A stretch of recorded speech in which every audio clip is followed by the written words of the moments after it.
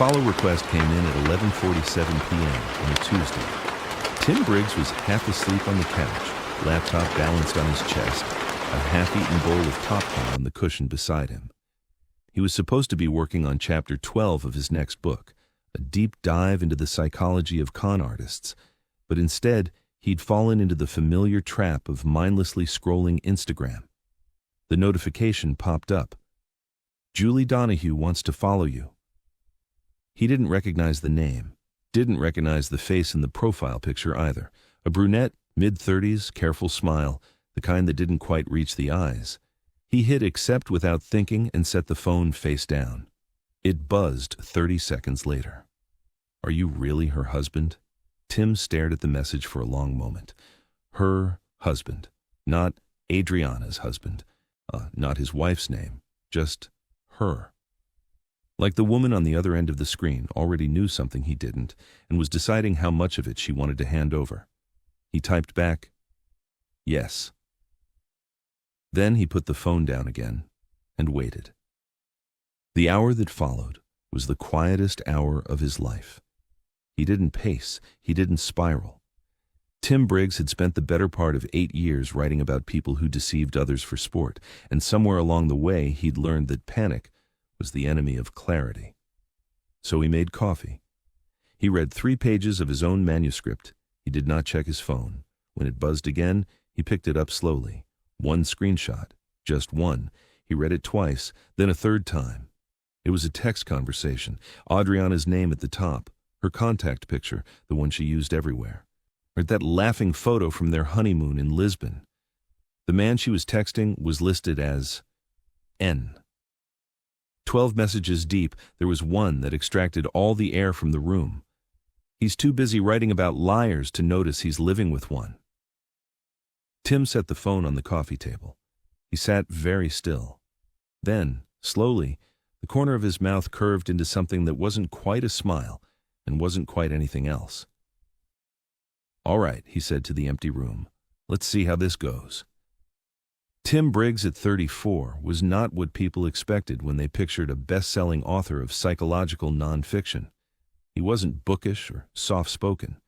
He'd played linebacker through college, had a scar through his left eyebrow from a bar fight he technically won, and had a habit of making rooms feel smaller when he walked into them. His books, The Architecture of Deception, Running the Con, Inside the Liar's Mind, had collectively sold over 2 million copies. He was good at his job because he understood something most people didn't. Everyone has a tell. Everyone. He'd met Adriana Craig 4 years ago at one of his book signings in Chicago. She'd walked up to the table last after the crowd had thinned, holding a copy of his second book with both hands. She was striking, dark hair, sharp eyes, a laugh that came easily. She was a corporate event planner with a client list that read like a Forbes index. She was interesting, and she knew it. Tim, who'd spent years profiling manipulators, had thought, "She's the realest person I've met in a long time." He'd been wrong about that. He was rarely wrong, which meant she was very, very good. And they married 11 months after that signing. Tim had been happy. He was certain of that, genuinely happy in the way men are when they stop looking for what's wrong and just live. He'd missed things, small things. Adriana's phone always face down, the way she sometimes paused before answering ordinary questions, the trips for client dinners that ran past midnight. He'd noted them and filed them under trust, because that's what you do when you love someone. He called Lyle Fox at 12:30 a.m. Lyle had been Tim's college roommate, an ex-homicide detective who now ran a private investigation firm out of Austin, with the casual confidence of a man who had seen everything twice. He picked up on the second ring. "Someone's cheating," Lyle said, not a question. "My wife," Tim said, "and I think it's more than that." "Send me what you have." Lyle called back 48 hours later, and when he did, his voice had that particular flatness it got when the information was worse than expected. Nathaniel Mayo, 42, real estate developer with a portfolio worth somewhere north of 60 million, married, 2 kids, a philanthropist's public image, and a private life that read like a case study in predatory narcissism. He and Adriana had been involved for at least 3 years. 2 years before Tim's wedding, through it, and every month since. Lyle had photos, hotel records, a pattern of cash withdrawals from Adriana's personal account that didn't match any vendor or expense she'd ever declared. But it was the last part that made Tim go still. Nathaniel Mayo was the subject of a federal investigation, quiet. The early stage, buried, into a predatory land development scheme that had displaced hundreds of low-income families through fraudulent rezoning lobbying. One of the key sources who'd been building a parallel case from the civilian side was a freelance investigative writer with access to sealed county documents and 2 whistleblower contacts. That writer was Tim. Adriana had known exactly what Tim was researching for the past 18 months, every note he'd shared over dinner, every contact name he'd mentioned, every lead he'd been excited about. She'd been feeding it directly to Nathaniel Mayo, who'd used it to stay 3 steps ahead of anyone closing in on him. Tim sat with that for a long time. Then he made another call, this one to Julie Donahue. Julie Donahue met him at a coffee shop in Lincoln Park on a gray Thursday morning. She was more composed in person than he'd expected, composed the way people are when they've already survived the worst part. She'd found the affair 6 weeks ago, she said, stayed quiet while she collected what she needed. She'd found Tim's Instagram through Adriana's tagged photos and spent a week deciding whether to reach out. I almost didn't, she said. I thought, maybe he knows. Maybe he's fine with it. I wasn't fine with it, Tim said. I just didn't know. She handed him a folder across the table. More screenshots, emails, and something Tim hadn't expected. A recorded phone call, 18 months old, in which Nathaniel told Adriana directly to keep monitoring Tim's research and report back if he got close to anyone named Eddie Saunders, a county official who was one of Tim's key whistleblowers. Tim listened to the recording once. He pocketed the folder. What do you want out of this? He asked Julie. Everything he built, she said quietly. To come down on his head.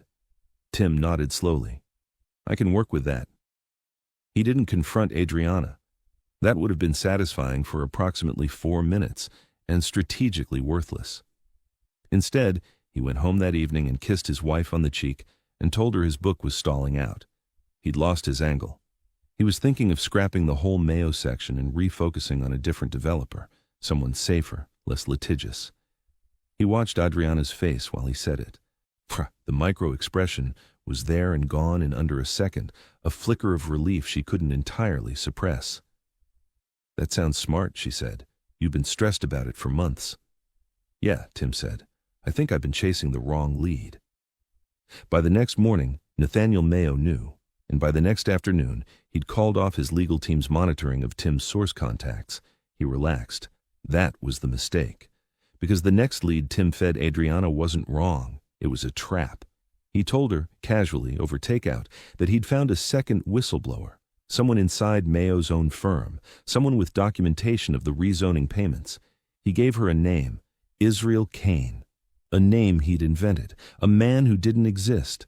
Within 36 hours, Nathaniel Mayo's lawyer had contacted 3 different people trying to locate Israel Kane and silence him.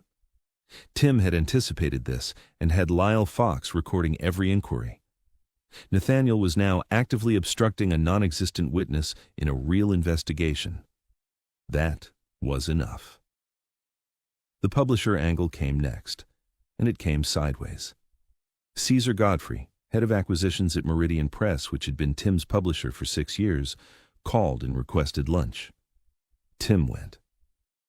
Over the second glass of wine, Godfrey suggested, with the careful phrasing of a man who'd practiced it, that the Mayo project might create liability exposure for the House, and perhaps Tim should consider a strategic pivot. He said Meridian had relationships to protect. Tim set down his glass.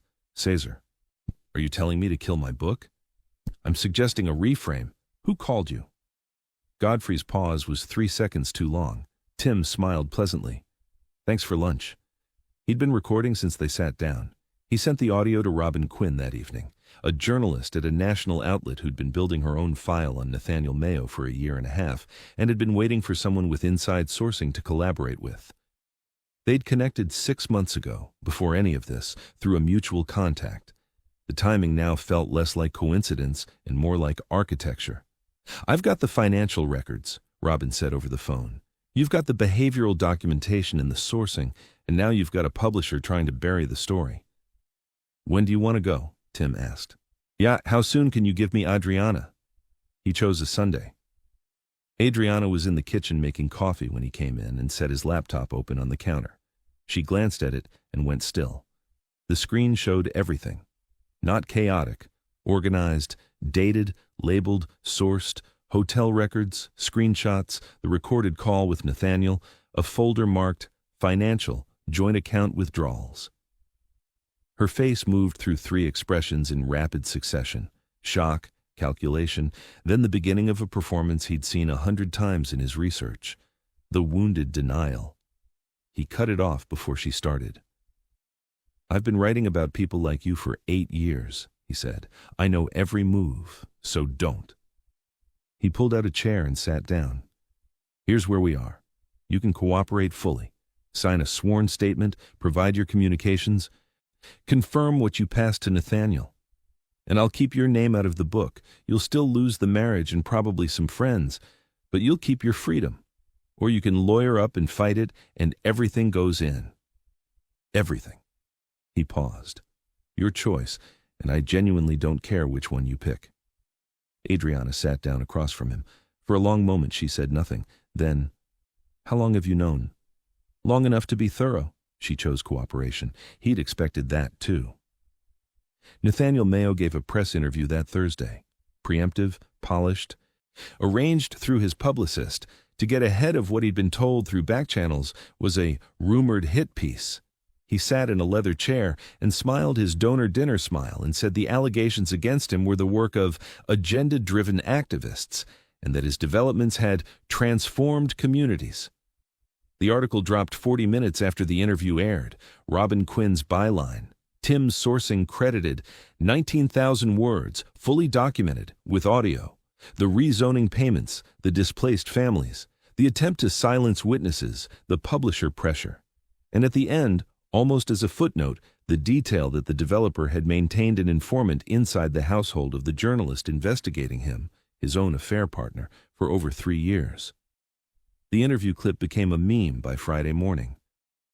Nathaniel Mayo's lawyers issued a statement by Friday afternoon. His board requested his resignation by Friday evening.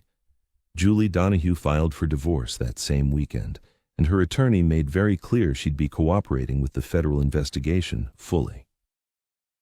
Caesar Godfrey was quietly removed from his position at Meridian Press pending an internal review of his external communications. He did not fight it. There was nothing to fight it with. The book came out 5 months later. The cover story. Tim's name on the front, Robin Quinn acknowledged inside.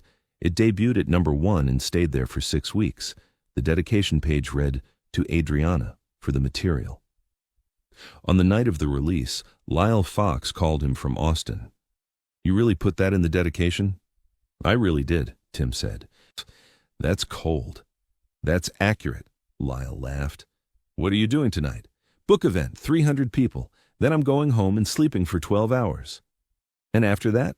Tim was already looking at the next folder on his desk. A new case, a new story. Someone somewhere was lying about something and leaving a trail, and Tim Briggs had a particular talent for following trails. "After that," he said, "I start the next one." 3 weeks later, at an airport in Denver, his phone buzzed with a follow request. Unknown account. He looked at the profile, looked at the name. Then he powered his screen off, put his phone in his jacket pocket, and boarded his flight without accepting it. He'd learned his lesson, or maybe he hadn't. He smiled at the thought as the plane lifted off, leaving everything, the mess, the wreckage, the neatly dismantled life of Nathaniel Mayo, somewhere below him in the dark.